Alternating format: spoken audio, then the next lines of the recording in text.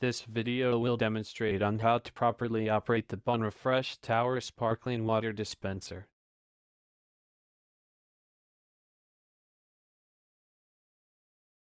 Place a container beneath the dispensing nozzle. Press the appropriate dispense switch for sparkling. Wait until dispense is finished, then remove the container.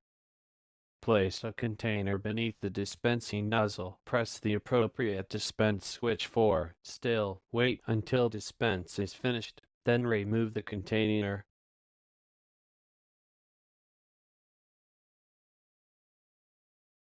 Place a container beneath the dispensing nozzle. Pull and hold the sparkling water handle until the beverage reaches the desired level, then release.